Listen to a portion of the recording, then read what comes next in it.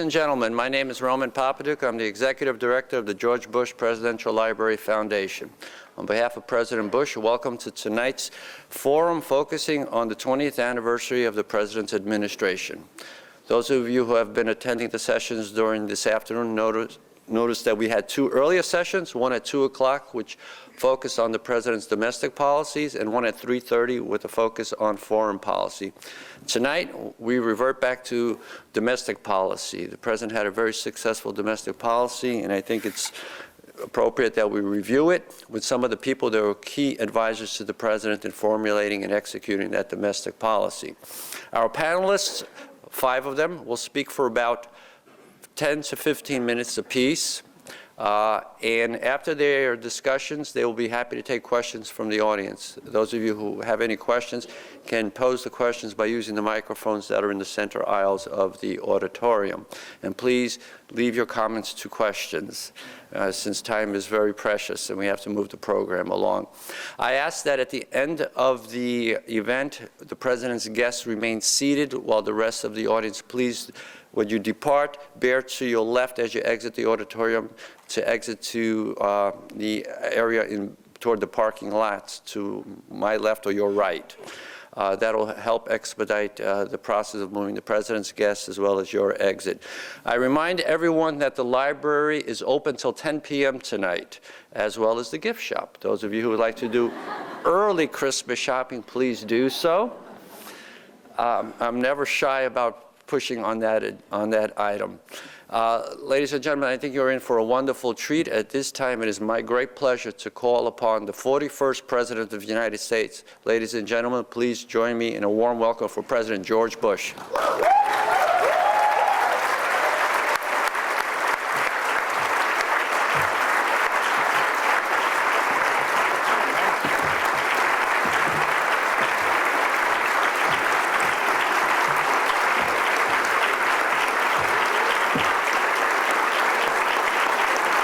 Thank you, boys. Thank you all very much. Thank you, thank you. You may wonder about the cane. I've been quail shooting with Dick Cheney. Now, let me just say I'm pleased to see you all here, and so proud to be introducing these men to you. You know most of them, I guess, by reputation, but they did a superb job when I was president, and before and after.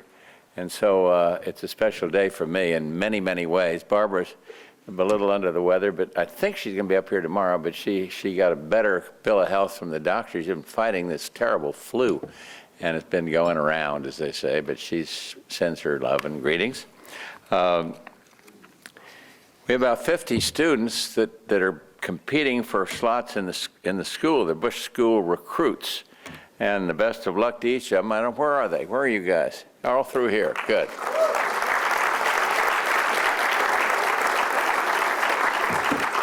We look forward to the day we can call you an Aggie. I'm kind of a transplanted Aggie or a born-again Aggie or something like that, but I love it. It's hard to believe it's 20 years since my administration took office. Sometimes it seems like yesterday. Sometimes I forget I ever was president. So, no, that's more true than fiction, incidentally. It's really hard. The thing is so huge, and it's just hard to keep going day to day. Think, I was there, I did this, I was, and so I'm not exaggerating. I love my time in office. It was a great privilege to serve the American people. We had many great challenges during those years, and I believe the decisions we made helped shape the domestic and international landscape in a positive manner. And that's for history to make the final judgment. I feel confident we'll come out fine. I have banned the L word, legacy. I don't like the word legacy, and let the historians conclude what we got right and what we got wrong. Today we're going to try to convince you of what we got right, I think. But that's the way it ought to be. I don't need me out there fine-tuning and writing my own view of all this. Everyone seems to remember more our foreign policy accomplishments, the Berlin Wall, the Gulf War, the Iron Curtain coming down, followed by the end of the Soviet Union, And then I think the biggest thing was the reunification of Germany. Now, we had success on the domestic front. It just didn't get as much news. And we were fighting a Congress almost all the way. Every turn, we had to battle the Congress. We forget how partisan the Congress was. And on foreign policy, they can't really do you in except cut off the money. And on domestic policy, it's very different. I had the best team of people a president could have on both domestic and foreign policy. And some of those key players from the domestic team agreed to come tonight to share their stories. So I'll introduce them to you and let them get on with this wonderful show. Andy Card, over in the middle, was my Deputy Chief of Staff and Secretary of Transportation. And then, of course, eventually became a Chief of Staff for the 43rd President of the United States. He'll be moderator tonight, trying to keep the rest of these guys in line, something that I found extraordinarily difficult to do. Mike Boskin was head of my Council of Economic Advisors on the end. He will discuss our economic policies, which I believe were quite successful. And the 1990 budget deal led the way to the sustained economic growth in the decade that followed. I think history will clearly reveal that. Bob Grady was in the Office of O&B, Office of Management and Budget. He's going to talk about our environmental policies in which he was so instrumental. He was here last April and did a superb job discussing with the Bush School students our administration's clean air policies. And he'll go into that with you. Outstanding guy. Boyden Gray is at my side for many, many years. His counsel when I was vice president, and then on for 4 years as president of the United States. He did an awful lot helping to pass the Americans with Disabilities Act in 1990. He's going to discuss the act and how it opened new horizons for disabled Americans. He's also just returned from a tour working for 43 as a representative to Europe at difficult times, and did a superb job taking on all the European heads of state. And but he will tell you that if we aren't going to get into that, but I think he'd tell you they were far more supportive of the president than the press indicated. Roger Porter, my domestic policy is right here on the end. He worked closely with me on our legislative agenda, and he's going to give you an overview of the action and the policies. Before I turn it over to them, the real experts, I want to thank Kay and Britt Rice, your neighbors here in this community who've done so much for my library. Where they're sponsoring this program. Their generosity has made it possible. They're great friends of our library. And also, I ought to put in a pitch for Roman Popaduc. I am so proud of what he does for us. He's done a wonderful job as head of our foundation. And there he's sitting modestly over here. It is in the front row, but nevertheless modestly on that side. And I just can't say enough good things about him. So with no further ado, Andy, the floor is yours. Mr. President, I'll let the President work his way to his chair and remind you that this discussion is about leadership. But it's a discussion that has a parameter to it. And the parameter is leadership in the context of the domestic and economic agenda that was carried out during President Bush's tenure in office. So we will not be talking about foreign policy. I also want to remind you that the world today is not what it was 20 years ago. 20 years ago, the Dow was at about 2,700. Today it may be headed there. But there were very different things going on in the political environment, and there was certainly an awful lot of different things going on in our ability to communicate with each other. We have learned to communicate with zeros and ones today. 20 years ago, we used our voices and words. We didn't have the benefit of cell phones and BlackBerries and emails. The mess at the White House was where we would gather and discuss a lot of topics. Today, you tend to do it through Twitter or something else. You also did not find that the media was working 24 hours a day. Marlin Fitzwater, the press secretary, would announce at about 3:30, 4 o'clock in the afternoon, the lid is on, and the press would shut down. Yes, CNN started to show up saying that they wanted to have something to talk about for 24 hours, but basically it was not a 24-hour news cycle. So it was a very different world. Congress was very different. Actually, it looks more like the Congress of today that we only had for about 30 days, but that was the Congress that we had to live with during President Bush's tenure. So the challenges were great. The leadership was phenomenal. And it was phenomenal because President George Herbert Walker Bush brought character to office. He brought compassion to the job. He brought a recognition that the world was as it was, but he hoped that it would be better. He also inspired all of us, and we were blessed to have a chance to follow his leadership and help inform it. And many of the people who are in this audience, I look out and see, and I say, they are the ones, even more than the people who are on the stage, helped to give President Bush the capacity to make the decisions that he made so that we could follow his leadership and take America in a better position. And it was significant. I see Dave Jeremiah, Admiral Jeremiah, Vice Chairman of the Joint Chiefs of Staff, and David Bates working in so many different positions, not the least of which was coordinating the council. Patty Presock, who she helped the president maintain his sanity when there were lots of crazy people running in and out of the Oval Office. But there are so many people that made a difference in the president's ability to do his job, but it was his leadership that made a difference for the country. We will also not talk about all of the issues that came up in the context of domestic or economic policies. There were some pretty challenging times. Most of you have forgotten about many of these challenges. There was an earthquake right after we took office out in California. The Exxon Valdez. We had Rodney King get beaten up in Los Angeles, and riots, and an awful lot of work that had to be done there. We had hurricanes, Hurricane Bob and Hurricane Andrew. We had economic challenges that were not anticipated, but we had to meet them. We had economic challenges that we inherited, and we had to deal with them. We had a political climate that didn't want to get things done in Washington. So the president had to provide very interesting and motivating direction to accomplish some of the objectives that he had. So we will touch on some of the issues that we feel were most important.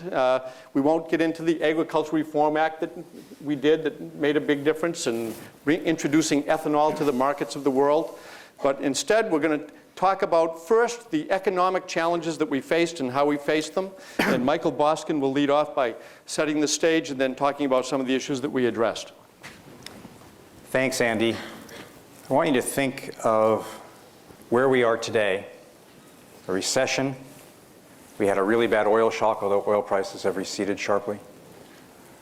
Financial institutions in deep distress, many of them insolvent. Many of them either have been or are on the verge of being closed.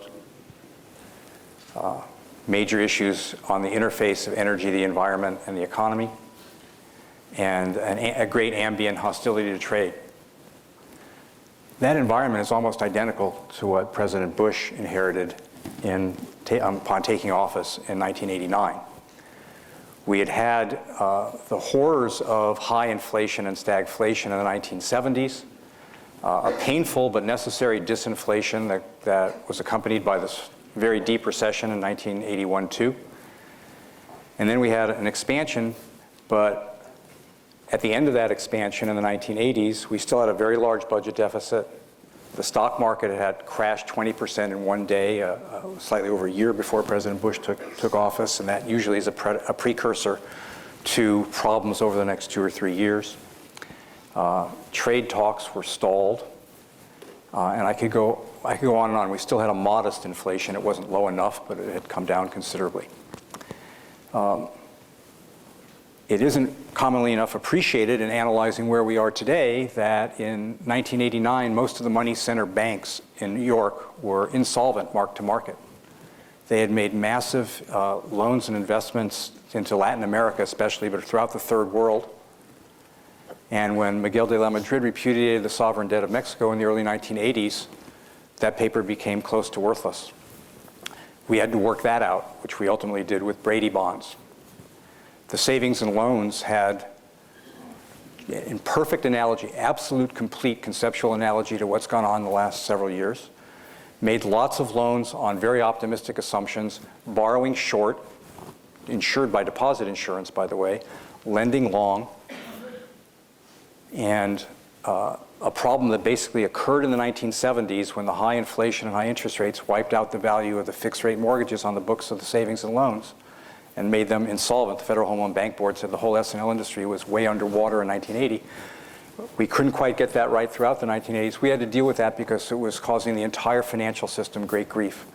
Healthy institutions couldn't compete because the bad S&Ls kept raising the rates they would pay depositors and attracting deposits away and capital away from the good institutions.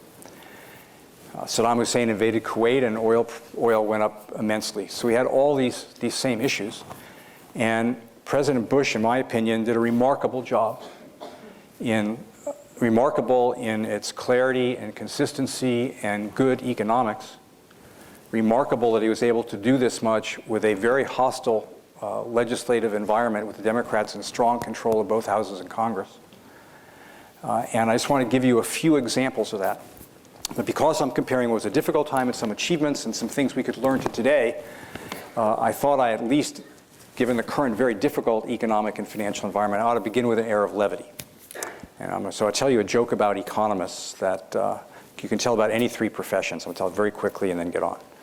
But there's a germ of truth in this because economists helped create the current mess. I won't name them, but you can guess who they were. It's told about any three professions. Three people show up at the pearly gates, and unlike today, there's a temporary housing shortage. There's only one unit. You get in inverse order the age of the profession, so the doctor steps forward and says, Adam's ribbed the creation of even all that, medicine's the oldest profession. That seemed compelling till the engineer stepped forward and said, well, before you created Adam and Eve, you created the universe. That was an engineering feat. Engineering's older than medicine, and that seemed compelling until the economist stepped forward and said, what did you create the universe out of? Chaos. Who do you think created all the chaos? And we've seen now with very, very loose monetary policy and a large number of successive social engineerings of the housing market, starting with President Carter, but with a lot of fingerprints on the weapons. We're coming a cropper of that, but that's not my topic today. We had an analogous set of issues, and we went in forcefully. We cleaned up. The first thing we did was try to deal with the budget. Deficits in a recession, or if you're temporarily financing really large expenditures for a short war or something like that, are quite understandable. They're not a big issue. FDR mostly debt financed World War II, by the way. And everybody agrees, historians and economists, that was the right thing to do. But in a long expansion, you should be paying your bills other than for your net capital improvements. You should be paying for all the government's current spending. We had a big budget deficit. Like today, Democrats favored more spending. Republicans didn't. We wanted lower taxes. They wanted higher taxes and more spending. And there had been a series of attempts over the years to try to deal with the budget deficit. President Reagan and Vice President Bush put in a series of proposals. They got a little bit of traction. Then there were the Graham-Rudman-Hollings proposals, or rules, which were trying to bind Congress, but all they required was that the president, in his forecast, deficits declining to a budget balance over a span of years. So it's easy to say, well, if the economy does well, this is what we're going to do, or this is if everything's passed. And they kept missing, and they had to be revised, and they kept missing those. And so we wanted to get serious about controlling government spending. We saw that as a big problem with tremendous appetites to continue, and we didn't want to see the U.S. turn into a Western European-style social welfare state. So under President Bush's leadership, we got very, very tough spending controls. Now, he paid a very high political price for that, because the flip side of that is there were some taxes included, and obviously that was difficult both economically but especially politically. But we put in caps on the discretionary part of the budget, which if exceeded the funds would automatically be sequestered. So it wasn't just a forecast, actually were rigid controls put in that Congress could not spend more than that.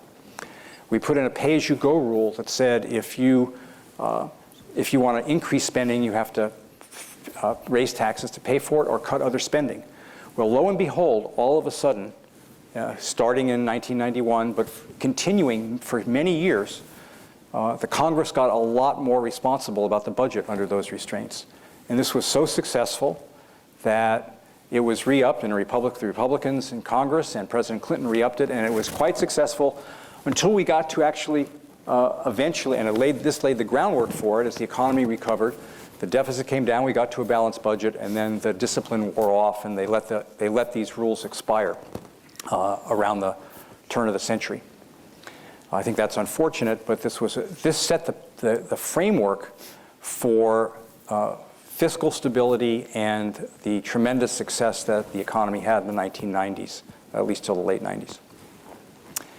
Now, an untold part of that is that under the main headline that got all the attention, the spending controls and the unfortunate taxes that came with it and the political price to be paid for that, a major thing President Bush fought for with great prescience, especially given what happened afterwards, was to wall off the defense budget from being raided for social programs. And we did that successfully for several years. President Clinton wouldn't continue that part of it.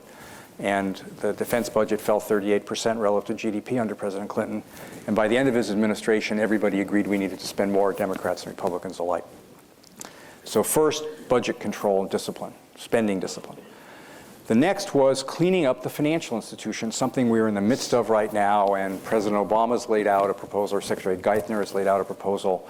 It's not a lot of detail, but I would say that you should think of it as an experiment. It's unclear whether this will work, but some of those ideas I approve of, some I don't. But we forcefully went in and shut down the bad S&Ls.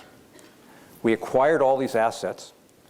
This was called FREA, was the name of the law. You may remember the RTC, the Resolution Trust Corporation, and probably in Texas you do, because Texas was one of the epicenters of the S&L problems.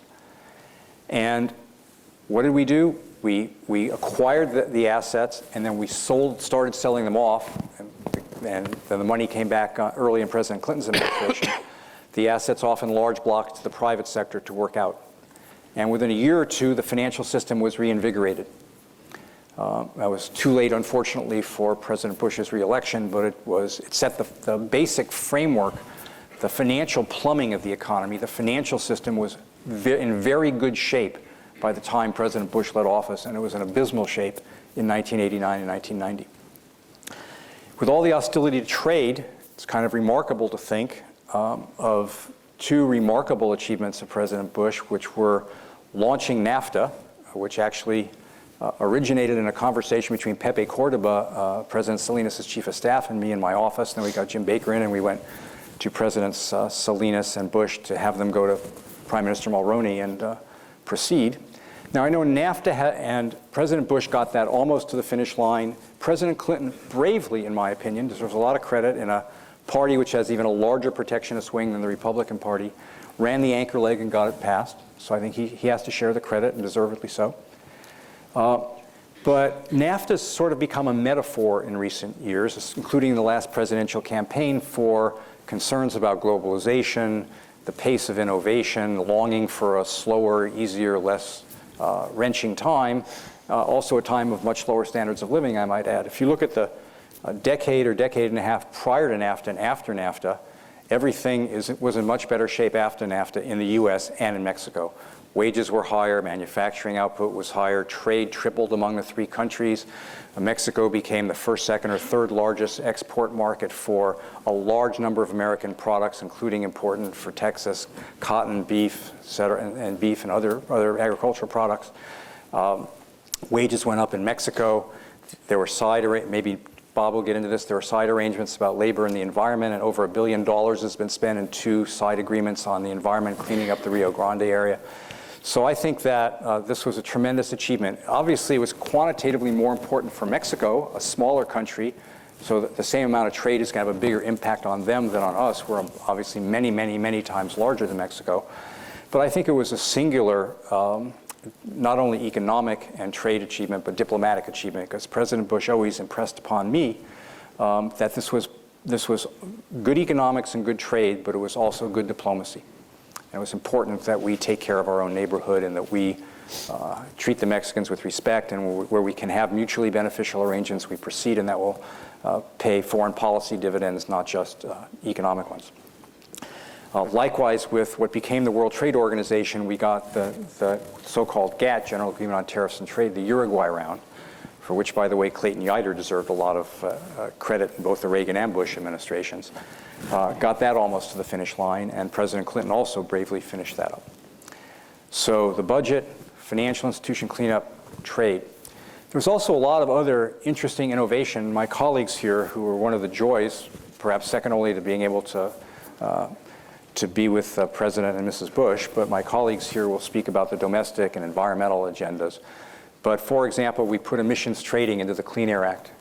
That, like our budget reforms and our financial reforms, are becoming a model for how to deal with environmental policies. So we reduce the cost of complying with the Clean Air Act amendments about sulfur dioxide emissions by over 2/3 by allowing emissions trading. I could go on and on with a large number of these examples, but I would sum it up in the following way. That in my 4 years working for President Bush, while he had lots of things he had to deal with, many conflicting concerns, and to an economist you always want the economic considerations to win out, but sometimes there are regional or other kinds of things that get in the way.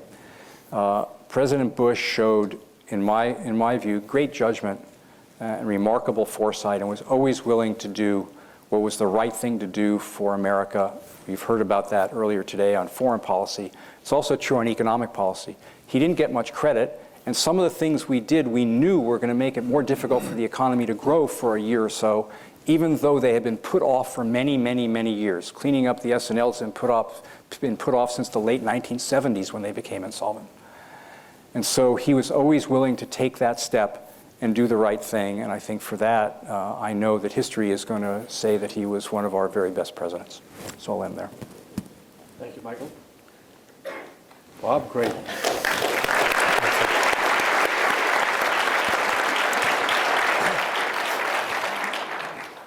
As Michael said, in the presidency of President Bush, there are certain problems that arose, as they would for any president, which required creating a strategy for long-term action, even though the problems themselves in some cases were enormously complex, and in some cases the solution involved political costs that could have been extraordinary. And I think in the case of President Bush, what he did was pretty unique and different than many other presidents and many others in the political system, which was on the one hand to combine adherence to key principles in the solution of those problems, conservative principles, with, on the other, a bias for action. That is, for a willingness to lead, but also to negotiate, to find the common ground, in some cases with members of the other party, to actually get things done, instead of just having the issue to use against the other guy in the next election. And to get things done that, as Michael said, would last, and in fact have lasted, even in some cases if there was a political cost to him. I want to focus on one of those areas in which a set of problems arose, and that's the area of the environment, environmental protection.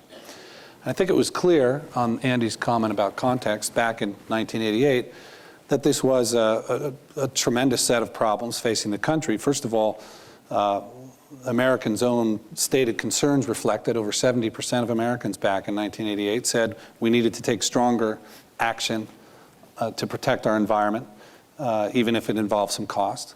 But secondly, there was physical evidence to that effect. If you remember back in the summer of 1988, there were over 100 cities in the United States which were out of attainment with health-based standards for smog and for other forms of air pollution. There was garbage washing up on the beaches of my home state of New Jersey, turned out from garbage dumps in New York. There were the first indications about the potential effects of climate change. Scientists at NASA and elsewhere starting to say, gee, we're observing a slower than base case depletion of the ice sheet in the Arctic. What President Bush did is he took action, he led on this set of topics. He started out actually in the 1988 campaign, in the summer of 1988, by laying out an aggressive and very specific program of action in a series of speeches in Michigan and at the New Jersey shore and in Delaware, and if you remember, famously in a kind of fun event for those of us who are a little bit partisan, organized in part by Ron Kaufman over here and some others of us, where we went to Boston Harbor and pointed out some of the shortcomings of our opponent, Governor Dukakis. But he laid out in that series of events a key set of proposals around how he would clean up the air, how he would protect wetlands, what he would do to enhance our national parks, what he would do to curb this problem of ocean pollution. And he called for the first time that a president had done this for international action to address problems like climate change that required international action. Two things were striking, I think, in the agenda that he laid out, and even in the fact that he laid them out. First is that the set of concerns he laid out were very much in sync with the worries, the concerns of the American people, the American electorate, the rapidly suburbanizing American electorate. What I mean by that is his approach and the principles that we all laid out in the 1988 campaign that he laid out combined conservatism on taxes and spending, unlike the current crowd, adherence and belief in the market economy, conservatism on topics like national defense or crime, with something that was different and perhaps different from the orthodoxy within our own party, and that is a very progressive agenda and forward-looking agenda on this topic of environmental protection, which was in sync with the kind of emerging worries of people that lived in the suburbs who were worried about quality of life. And I would note that one result of that, by the way, is that in President Bush's sweeping victory in 1988, he was the last Republican to carry certain of these largely suburban states, like California, like New Jersey, like Illinois, and a number of others, the last Republican to carry those states. Second thing striking about this agenda that he laid out is it was not conventional thinking. It wasn't just the same argument people had made before to try to solve these problems and perhaps failed. And it wasn't the usual thinking on people said we ought to do something about the environment, whose often the historical approach had been regulate, regulate, and regulate some more, using what some of us call command and control prescriptions. Rather, what he proposed to do was to use market-based principles to attack these emerging environmental problems. He had some experience in having done that already as vice president. He, for example, led a task force that led to the phasing out of lead in gasoline and reduced in the 1980s ambient lead emissions by 95%. Boyden Gray was involved in that task force, using a banking and trading system as the oil refiners phased out lead. He had been involved in urging President Reagan and the Reagan administration, of which he was vice president, to pursue and ultimately adopt something called the Montreal Protocol, which phased out CFCs, which were depleting the ozone layer, the stratospheric ozone layer. And it was really one of the first instances of successful international cooperation in solving one of these environmental problems. But the result of his efforts through the 4 years, just to kind of summarize what I think happened, are that he had a greater record of environmental protection, this president, than any president of either party since Teddy Roosevelt. I think the only one who even came close, perhaps, was President Nixon, who helped create the EPA and a few other things. But to this day, I do not think that President Bush has gotten sufficient credit for that outstanding environmental record. Let me just touch on 4 examples of this leadership. And in each one, since our topic of this panel is presidential leadership, I think there's a lesson for the current and future presidents, a little nugget that they might take away as they try to design successful policies. First was something that's been mentioned repeatedly today, the Clean Act Amendments of 1990.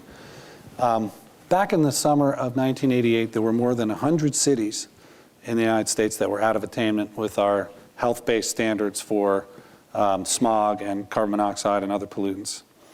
There was evidence that the acidity of lakes in the Northeast was increasing. It was depleting fish populations. It was denuding forests. And in fact, was a funny line actually about the fish depleting. We ended up having a lot of arguments in the Domestic Policy Council and other places about how best to attack this problem. I remember one argument in which Administrator Riley, Bill Riley, who did a great job as our administrator of the EPA, said, gee, you know, we're losing fish. And my friend Dick Darman, the late Dick Darman, said, gee, this would be so costly, the dollars per fish you would spend to clean up the air would be in the millions of dollars per fish, to which Administrator Riley shot back, that's because there's so few fish left today. There was also a problem with toxic emissions from industrial facilities around the country, not commonly not perhaps as well known as the acid rain problem, but it showed the kind of problem that the conventional thinking in environmental protection lead you to, which was that the EPA had been required for the prior 20 years to regulate toxic emissions from industrial facilities to something called, in the statute it said, an ample margin of safety. And there was a long series of court litigation, and it finally got to the U.S. Court of Appeals. And the court had to decide, well, what constitutes an ample margin of safety? And when you read the statutory history, and perhaps this is a problem in our environmental decision-making, the only conclusion the court could come up with was an ample margin of safety in terms of the public health is zero. Zero emissions of these toxic chemicals. And that decision, by the way, was not written by a crazy liberal judge. It was written by Robert Bork. So these problems were intractable, complex, and difficult. And what did President Bush do? Well, first, he submitted a detailed Clean Air Act to Capitol Hill, one of his first acts in the spring of 1989. He then organized with Senator George Mitchell a long and complex negotiation in which a number of us on this stage participated for months on end in S224 outside of the Senator Mitchell's office in the Senate that led to a deal, led to a bill which passed the Senate in a truly bipartisan fashion, not a Barack Obama bipartisan fashion, but 89-11, the Clean Air Act passed. He then, and in that bill, he held firm. We set a cap. Michael will remember this. We would send a letter to the Senate, said compliance costs can be no higher than this level. And we held firm to that, said we would veto it if the bill didn't hold to that level, and we achieved it. And lastly, we did something that the economists called the greatest green achievement of the decade, which was to put in a system for complying with the acid rain title at lower cost by allowing utilities for whom it was more costly to cut their emissions to trade the excess emissions that they had cut with another utility for whom it would be more costly to achieve the reductions. And here's the result of that bill. Since 1988, sulfur dioxide emissions in this country are down by about 50%, even though electricity production is up over 50% in the same period. So our plants have gotten much cleaner, and it was achieved at a fraction of the cost estimated at the time, precisely because of this emissions trading system. When we were modeling the bill, we hired a fancy consulting firm called ICF. They thought it would cost $700 a ton to reduce sulfur dioxide. The electric utility said, geez, it might be even more expensive than that. We think it might be $2,000 a ton. So we set the penalty if you miss your level, that it would cost you $1,500 a ton. We said, well, by definition, it won't be more than that. If it's more than that, you can just not control and pay the fine. Well, for the first 10 years of the Clean Air Act, the average cost of a trade in sulfur dioxide was $150 a ton. So the cost was cut by 90% relative to what the utilities said it would be, and by about 80% relative to what we ourselves estimated the cost would be. Second, I mentioned over 100 cities being out of attainment with smog and other health-based standards. By 2005, over 85 cities had come into attainment with those health-based standards, in part because we've had a 35 to 40% reduction in ozone and smog. And lastly, that air toxics problem, air toxic emissions have been reduced by 90% since that Clean Air Act amendment of 1990 was passed. So in that, and as I mentioned, the Economist magazine later said it was the greatest green law ever passed. But there is a lesson, here's my nugget there, a lesson in presidential leadership, that the president was willing to take the risk of sending up a detailed bill, a 500-page bill which said how he would do things, and that set the basis of the negotiation. If you look in the most recent example of the stimulus package, which President Obama ended up signing, but I think he made a terrible mistake in that case in not sending up a bill. He got a bill that was handed to him by the leadership of the House and by the various chairmen, and I hope he learns from that you're better off to kind of set the terms of the debate by having the detailed bill sent up. Second topic, wetlands. Controversial topic, difficult topic. But the reality was that in the mid-1980s, the United States was losing 500,000 acres, 500,000 acres of wetlands per year. And our sort of store of wetlands which when they're reduced, contributes to flooding, contributes to the air quality problems, et cetera, was depleting very rapidly. President Bush in the campaign called for no overall net loss of wetlands, which was consistent with a recommendation of a bipartisan thing called the National Commission on Wetlands Policy. And he took several actions, some of which you would expect getting the Corps of Engineers to say if you create a new project, you've got to mitigate it with wetlands over here. We went through a long, tortuous process of writing a new manual defining what a wetland was. But we did some new things. We created in the Farm Bill that Andy mentioned a wetland reserve program, which instead of paying farmers just not to grow things, you paid them to preserve the most valuable things, namely the wetlands on their property. And this president added over 100 fish and wildlife refuges to the United States, all of which were very important wetland habitat. Result, if you go back and look, in 2004, for the first time in American history, for the first time in 200 years, the United States had a net gain of wetlands and not a net loss of wetlands. The goal of no overall net loss was actually achieved. The National Wetlands Inventory said in 2004, the United States gained 32,000 acres of wetlands. Again, a lesson in presidential leadership, I think two things. One is to set that long-term goal out there, even if it sounds a bit unachievable. Many people say today we ought to do that with energy policy, for example. And then figure out both the conventional ways, using the tools we already had, the Section 404 of the Clean Water Act and the Army Corps of Engineers, but think of new ways to contribute to that goal as we did, as this president did in negotiating the 1990 Farm Bill. Third topic, climate. This president was the first one to really focus on that issue. And in the 1988 campaign, he said, those who think we are powerless to do anything about the greenhouse effect have not thought about the White House effect. And what he did was the first president to address the scientists, the IPCC, the so-called Intergovernmental Panel on Climate Change, to learn, first of all, what they had to say, but second of all, to talk about how the political leadership could help. He convened the first international meeting ever on this topic of climate change in Chantilly, Virginia in January of 1991. He then he created a program to lead with the science. He created a program on climate change research in which the United States spent $1.6 billion a year. Back then, that was a lot of money. More than half of all the research money being spent in the world. And he established at Rio, in cooperation with the other world leaders, the UN framework on climate change, the UN Framework Convention on Climate Change, UNFCCC, which is the auspices under which Kyoto and the other following negotiations have been undertaken. He also, through the Clean Air Act and other steps, took a number of steps that the United States could take in a cost-effective manner to begin to reduce our greenhouse-related emissions in such a way that we reduce the climate intensity, the greenhouse intensity, if you will, of the U.S. economy. That is, we fairly dramatically reduced the carbon emissions for every unit of GDP. And that was not only the Clean Air Act, but the first programs called Energy Star to make appliances more efficient, investment in renewables research, et cetera.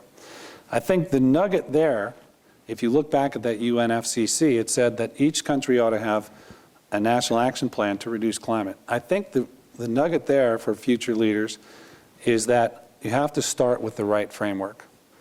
And what happened when we went forward from UNFCCC in Kyoto and elsewhere is they never really included the developing countries in a comprehensive solution to climate, which after all is a global problem.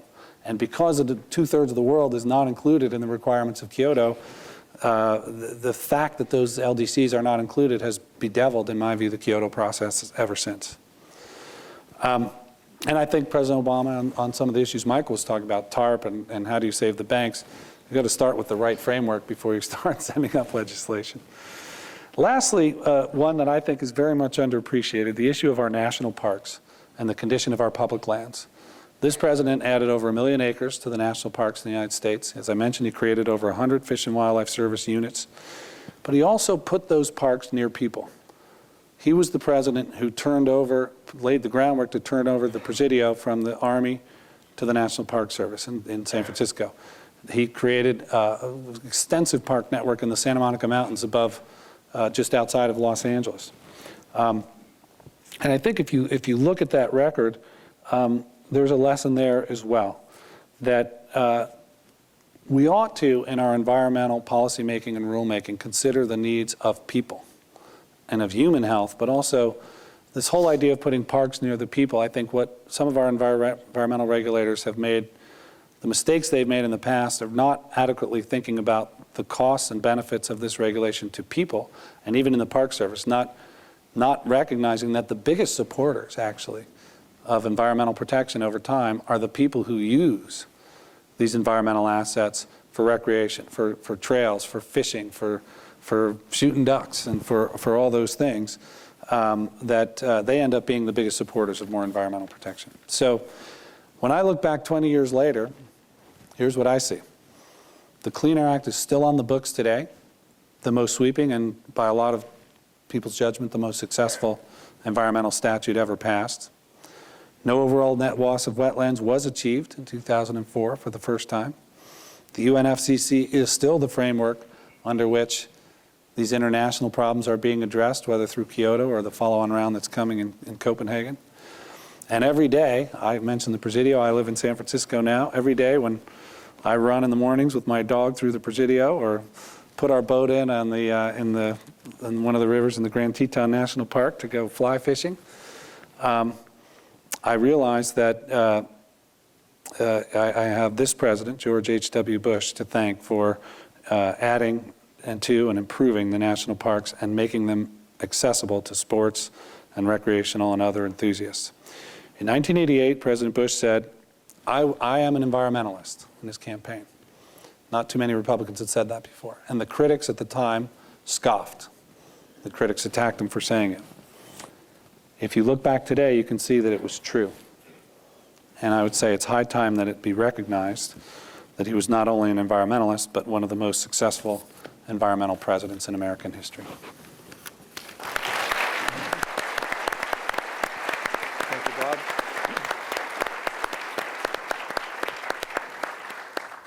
Boyden Gray served a function of helping to protect the institution of the presidency as well as helping the president do his job, and he did a spectacular job with both responsibilities.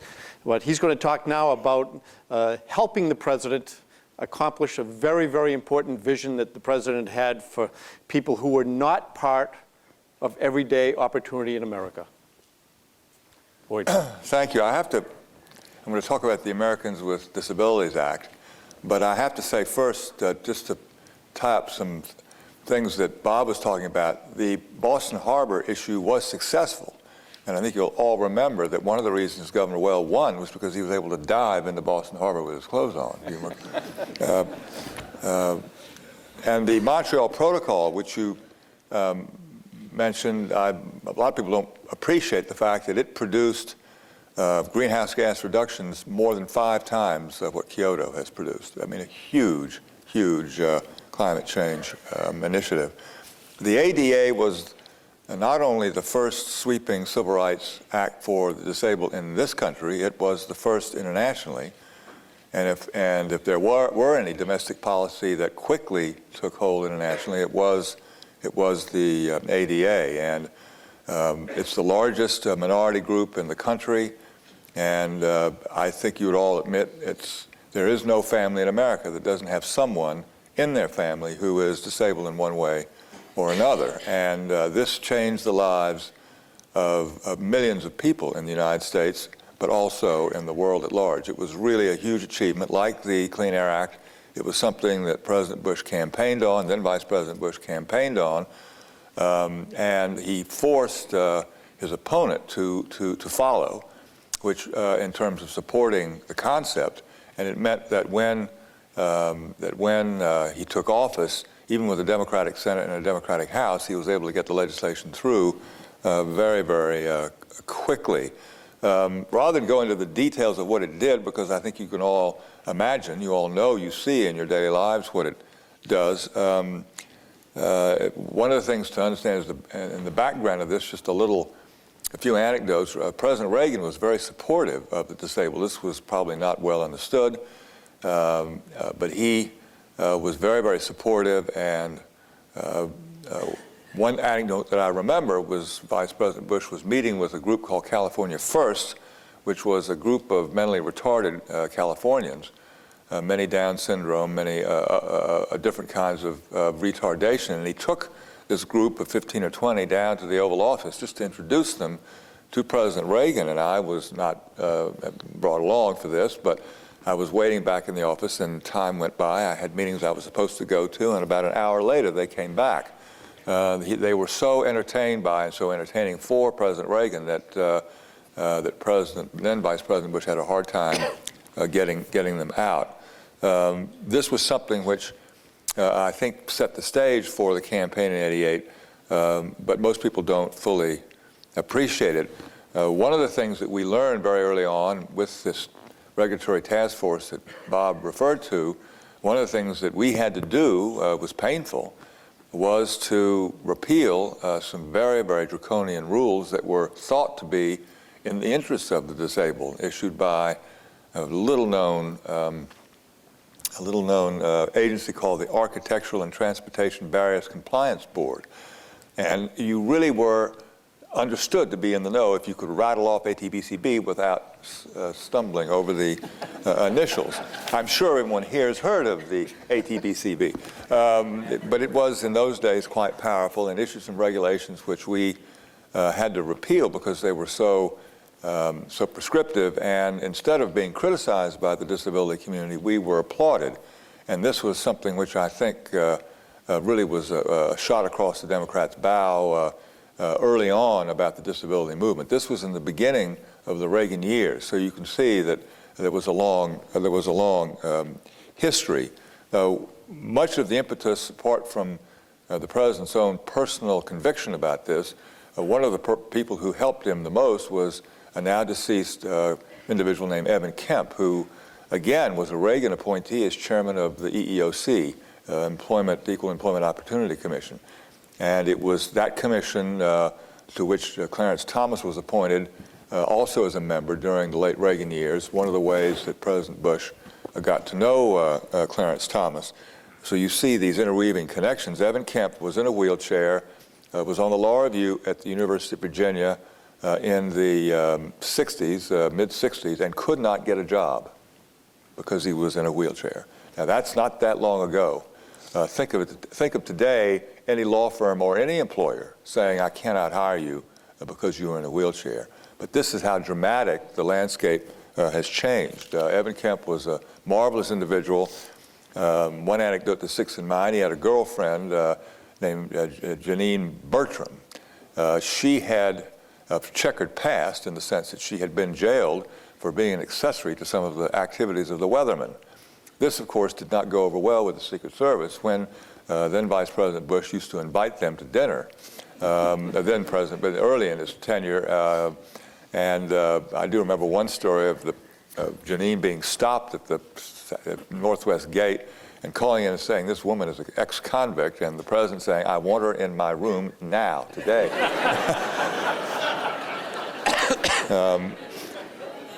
Also very important in this was Ginny Thornburg and Attorney General Thornburg. She was a leader in her own right in the disability community, and as a result, we had much more than undivided attention from Attorney General Thornburg in the passage or the negotiation of the statute in 1989. The point of the bill, it was to empower the disabled. It wasn't to force employers to hire. It wasn't to force hotels to make accommodations or restaurants to make accommodations. Indeed, while the business community was not totally united on this bill, I think I can say with some confidence that those who were service providers, hotels, restaurants, airlines, were very much in favor. We had opposition, of course, but one anecdote I should tell you is Walmart, which was one of the opposers early on, and I used to hear from the head of their government affairs, who had been with Walmart, with the Walton family since the very, very beginning. He came into my office shortly before President Bush left office. He was also leaving and retiring, and he came in and he said, you know, I opposed you.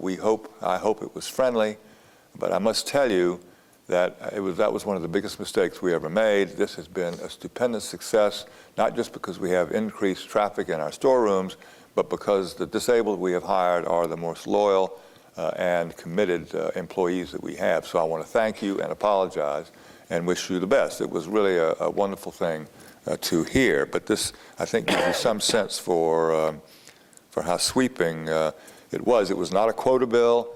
It did not require employers to hire by the numbers, and the language in it became the operative language in a later civil rights bill called the Civil Rights Act of 1990, which meant that we would be going on an opportunity basis, not on a quota basis for all civil rights legislation.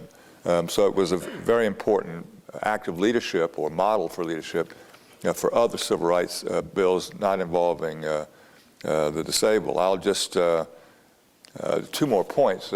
Edmund Kemp, who, as I said, was the leader of all this, welcomed the political appeal to the disabled in a political sense. Will you know, if you vote for us, he really appreciated that. He really wanted that. He wanted the disabled to be engaged politically and feel they were important politically. So the political success of this, apart from, of course, its economic and its social success, the political success of it for President Bush was something that Edmund Kemp fervently hoped for. I think the final thing I'll say is the signing ceremony was one of the great events of my lifetime. Beautiful early August day on the South Lawn. And, but the glow of this lasted only so long because the next day Saddam Hussein invaded Kuwait. So I'll stop there.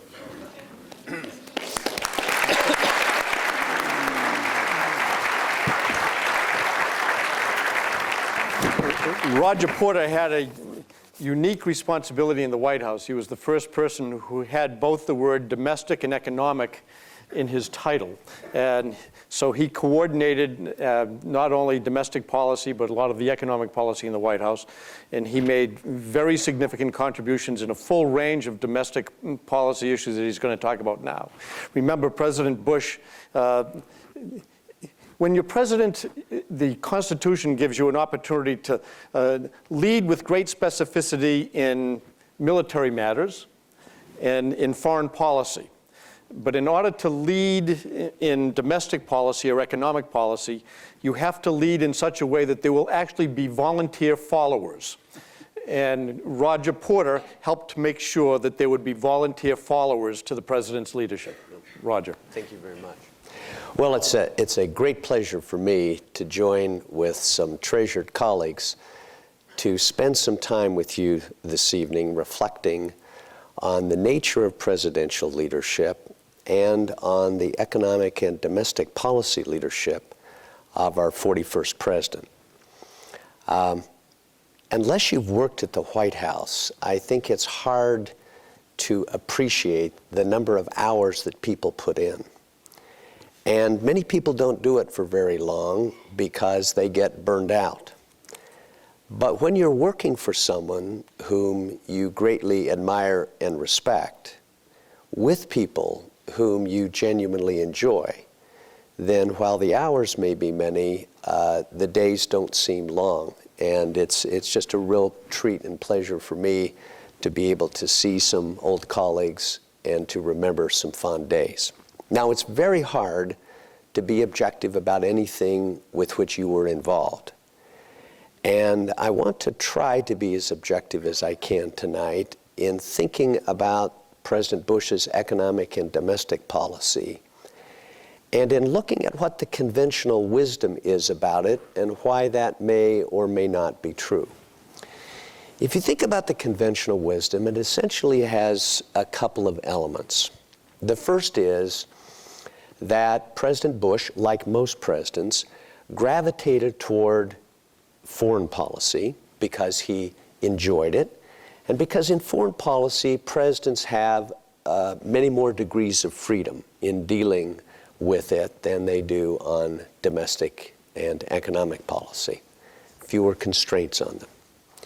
Second piece of conventional wisdom about President Bush 41 is that he had little of the vision thing, that his economic and domestic policies were largely accepting the status quo. One of the books written at the time was called Marching in Place, the Status Quo Presidency. That in fact he didn't have a very imaginative economic and domestic policy. Now, if you think about those two things, I think the way in which to begin thinking about them is to look at the context in which a president comes into office. The first part of that context is the circumstances. Some presidents come into office where they are facing a dramatic challenge, domestically or economically. Franklin Roosevelt in 1933, Ronald Reagan in 1980, facing a depression in the first instance and a stagflation and double-digit inflation in the second. Or a Dwight Eisenhower or Richard Nixon coming into office when we were engaged in a war halfway around the world, Korea in the first instance and Vietnam in the second. We can't think about Abraham Lincoln's presidency without thinking about the Civil War and how he met that challenge. But if you think about the George H.W. Bush presidency, he came into office at a time of relative peace and when we were coming to the end of the longest peacetime recovery in our nation's history. So there was not a defining event that people could focus on for him to shape his agenda around. Now, the second way in which presidents tend to be evaluated is in contrast to their predecessor. And very frequently, we have had presidents come into office who have been at a time of party change. And they tend to define themselves in contrast to their predecessor, Franklin Roosevelt to Herbert Hoover, John Kennedy to Dwight Eisenhower, Ronald Reagan to Jimmy Carter. But George H.W. Bush came into office at a time when he was following a president whom he had served loyally, faithfully, and successfully as his vice president for the previous 8 years. So it was difficult to define himself with respect to a contrast to a predecessor. The third element is with respect to the circumstances they face when they arrive. Most presidents in the modern era have entered office with congressional majorities. Ronald Reagan came in 1980 with a Republican majority in the Senate for the first time since 1954, and a working majority in the House with Republicans and what were called boll weevil Democrats forming a majority. Franklin Roosevelt, Harry Truman, Dwight Eisenhower, John Kennedy, Lyndon Johnson, Jimmy Carter, George H.W. Bush, and Barack Obama, all 7 Democratic presidents that we have had in the modern period, came into office with large majorities of their own party in both houses of Congress. Only 3 presidents in this period, George H.W. Bush, Richard Nixon, and Gerald Ford, came into office with opposition majorities in Bush than any elected president in United States history. So in thinking about his economic and domestic agenda, it is important to remember the context in which he faced. Now, what about the charge that there was, in a sense, no respect to his domestic agenda? I don't put great stock in that for the following reason. President Bush's domestic and economic agenda very much reflected not simply a set of ideas, but reflected who he is as a person. And let me briefly describe for you the 4 elements that I believe comprised his economic and domestic policy. The first was a powerful idea that as a people, we should invest in the future. There is a tension in every society between how much we're going to concentrate on the here and now and current consumption and how much we're going to invest in the future. When he outlined his initial program on February 9th of 1989 to a joint session of Congress, the document, the 152-page document, which was put together by this team and others between January the 20th and February 9th, quite a remarkable accomplishment in and of itself. There's a little bit of gamesmanship. Reagan had taken till February 18th, and we decided we were going to try to beat it by 9 days.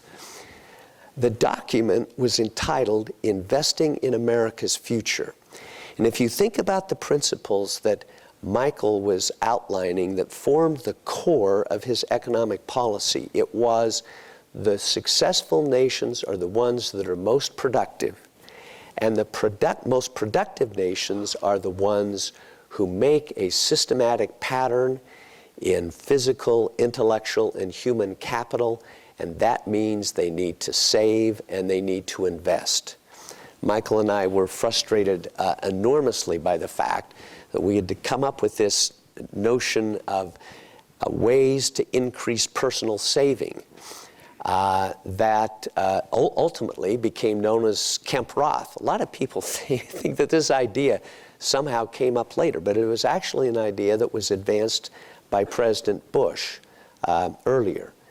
If you look at the core of why he did what he did on the budget, it was because, in the budget agreement of 1990, it was because he became convinced that we had to do something to bring government spending under control, and that the only way that he could get the Democratic Congress to do so was to negotiate a large-scale agreement which would have the effect of holding in check the rate of growth of government spending. And in fact, it worked. And in my view, and the view of Michael and all the other economists who I think have thought about this closely and carefully, in fact was what led to the success that we had as a nation in the economy during the 1990s. The second principle that underlie his domestic and economic policies was the concept of opportunity. Now, Americans all love opportunity, and he had had a lot of opportunity in his life. But it was opportunity in a particular way. He wanted greater opportunity for individuals and families to make choices in their lives. And if you look at the proposals that he advanced for childcare, education, home ownership, and health care, they all carried within them a central principle, which that government was going to create opportunities, but it was not going to be government bureaucracies that would make the choice, but that the choices would be made by individuals and families. And this was a bone of contention between him and the Democratic Congress on child care and on home ownership and on health care and on education. Because his view of expanding opportunity was not one in which the government played a central role in making those choices, but that families and individuals did. The third overarching theme that he developed his economic and domestic policies for revolved around the concept of accountability. But it was an accountability grounded in having the marketplace hold responsibility for that accountability rather than government bureaucracies. And so if you look at his crime control legislation, the savings and loan bailout that Michael so eloquently spoke about, and the education proposals that he made with respect to establishing standards, doing testing, all the work that has been done subsequently, including No Child Left Behind, had its origins in the Bush 41 administration, which basically said if we're going to transform education, we have to get a set of standards, we have to test to those standards, and we have to hold people accountable. The fourth principle which I think is a wonderful principle and should be one embraced by us as a country, and certainly has been embraced by President Bush as an individual, is the concept of stewardship. That we ought to leave whatever we are doing better than we found it. And this concept of stewardship was really what underscored everything that Bob was talking about that he was doing in the environment. It underscored what he was suggesting we should do with respect to volunteerism. Greg Petersmeyer, who is here tonight, and I were talking earlier this evening about the tremendous growth that has occurred in volunteerism in all sorts of forms and shapes since President Bush made as a cardinal theme in speech after speech after speech the notion that any life that can be considered successful must include service to others. And by taking these four important principles of investing in the future, providing opportunity, but not opportunity governed by governmental bureaucrats, but rather opportunity in which individuals and families make the choice. Living in a culture which is bound by accountability, as in the Clean Air Act, but using market mechanisms to achieve it. And the notion of stewardship, in fact, transformed the way in which many Americans came and have since come to think about how we ought to conduct economic and domestic policy in the United States. Now, I'm not going to read through a list of all of the accomplishments that he had legislatively. It is actually a much longer list than you would imagine. I'm not going to read through a list of the pieces of legislation which he vetoed, sometimes courageously, because he was dealing with fairly large Democratic majorities. On 6 of them, they were overridden in one house and sustained in the other by a single vote. So these were often close calls. And Nick Callio, who was with us earlier today, was one of the pivotal figures in helping this president to adopt a veto strategy which enabled him to do what many presidents have been somewhat reluctant to do, and that is to draw the line and to say that we will not go beyond this, and I will not permit this to go. And as a result, and I'm trying to be as objective as possible, but I think if you look at the record, both intellectually and the pattern of accomplishment in the legislation that he was able to get through and the legislation that he was able to prevent, that future historians will continue the pattern that the most recent presidential polls have showed, which is that he is steadily and surely moving up in the ratings of our presidents because he brought a vision of what America can and should be, a country thinking about the future and investing in it, a country filled with opportunity for the disabled and others, a country fastened to accountability using market mechanisms, and a country that thinks about its sense of stewardship and what it is passing on to future generations. And for those reasons, I think those who look to his economic and domestic policies in the future will find that, in fact, he accomplished a great deal.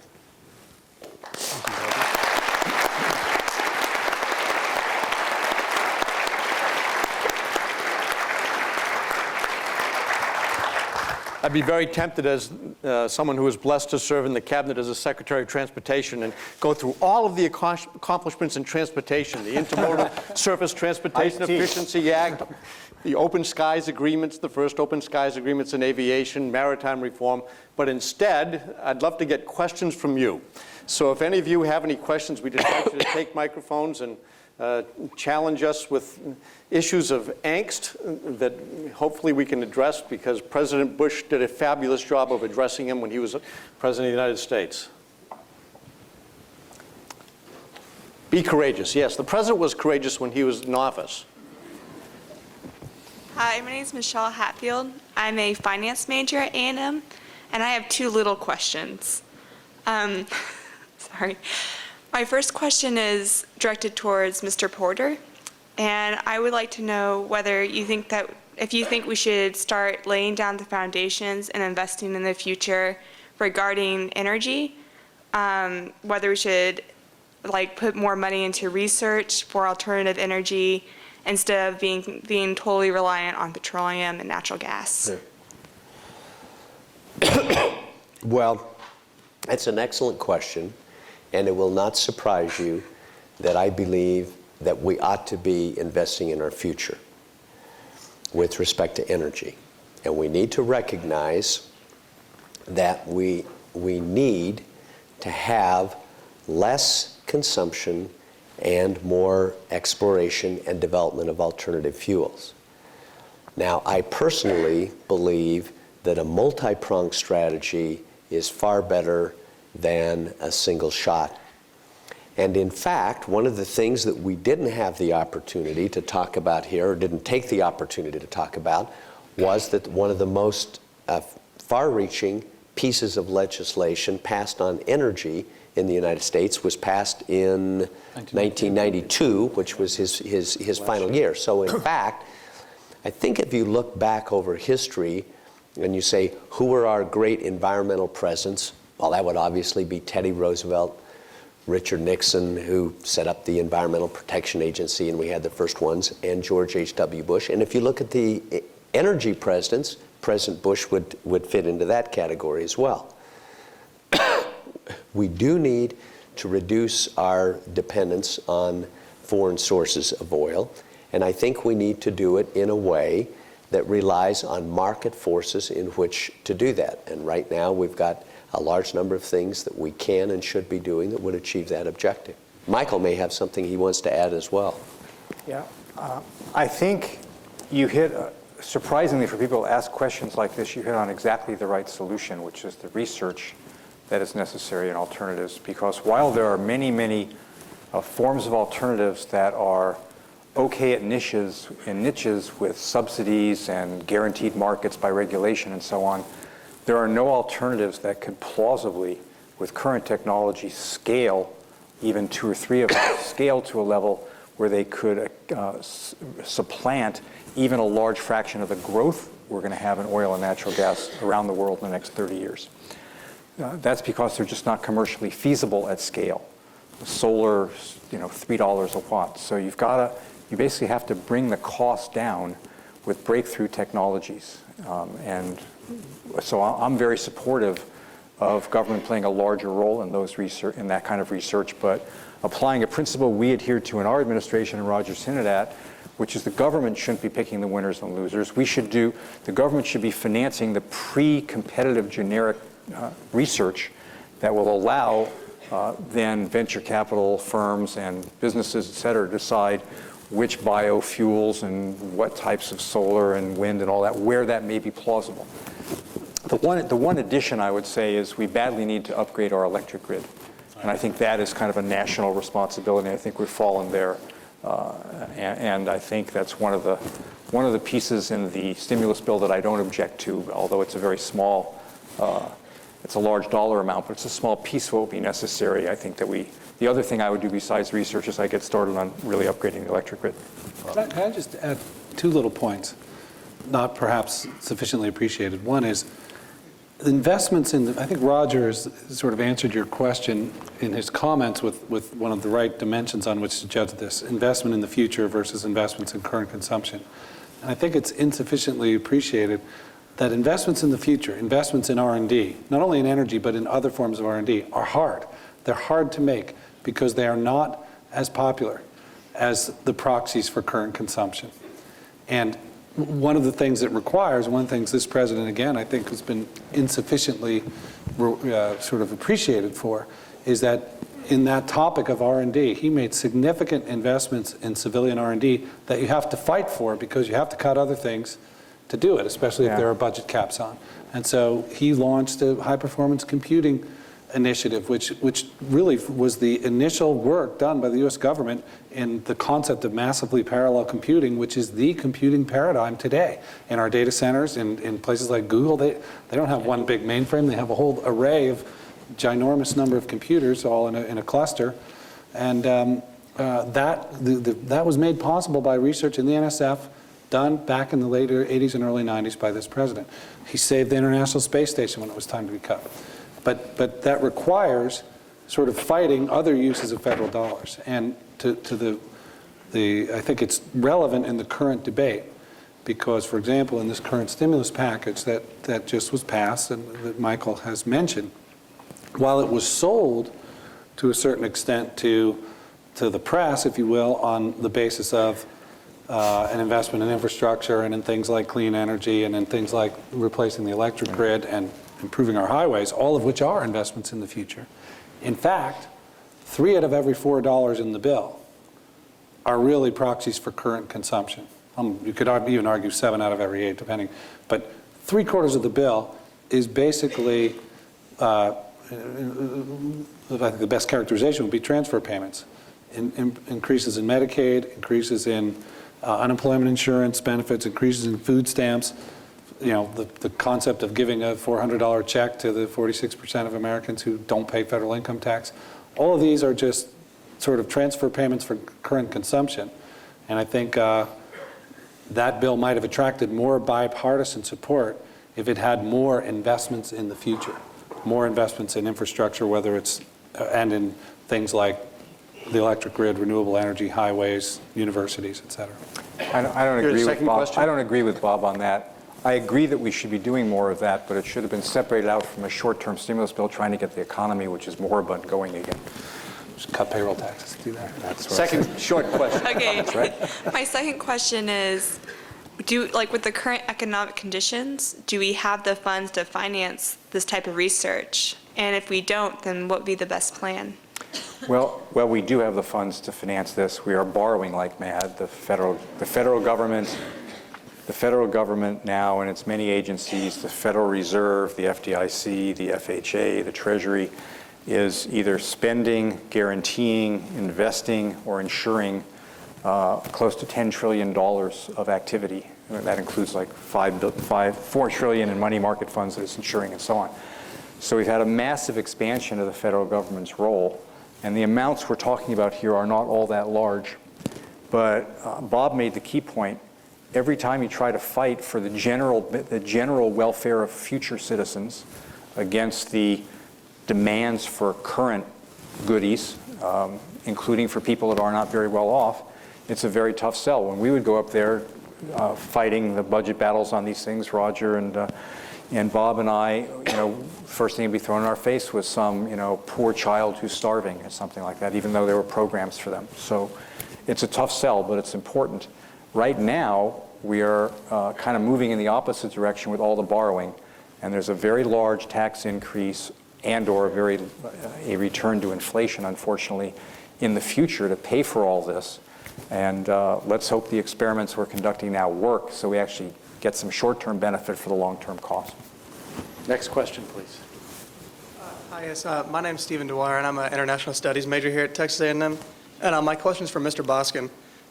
In recent articles you've written regarding President Obama's stimulus plan, you've quoted FDR's Treasury Secretary who said, we have tried spending money, and it does not work. We have just as much unemployment and an enormous debt to boot.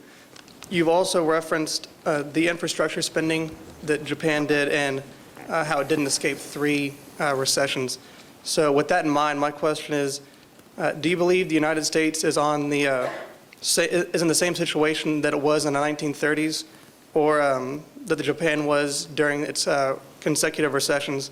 And if so, how much worse is it going to get before it begins to get better again? Okay, well, you correctly, thank you for reading me. and reading my articles, and number one. And number two, I was quoting Henry Morgenthau directly in something he said in 1939 in the Ways and Means Committee. He was FDR's best friend, long-term Treasury Secretary. And in 1939, the unemployment rate was 20%. So it didn't work. I think the way to judge infrastructure and other types of investment is the benefits they'll provide in the future against their costs. I think they are a very clumsy and ineffective way to try to get some short-term stimulus, despite the romance that surrounds the CCC and other programs in the Great Depression. The studies have shown it really doesn't help. It doesn't hire people who are unemployed. They're expensive temporary jobs and so on. They divert state and local and private activity. But with respect to where we are today, I think the economy is in a very serious recession. I think it's shrinking at about a 5% annual rate, which is our worst recession since the early 1980s. I think much of the rest of the world is in worse shape than we are. That's not commonly known in America, but Japan's shrinking at a double-digit rate. Most of the Asian tigers are even worse. Global trade has collapsed. I hate to be dire, but these are just facts. Global trade has imploded.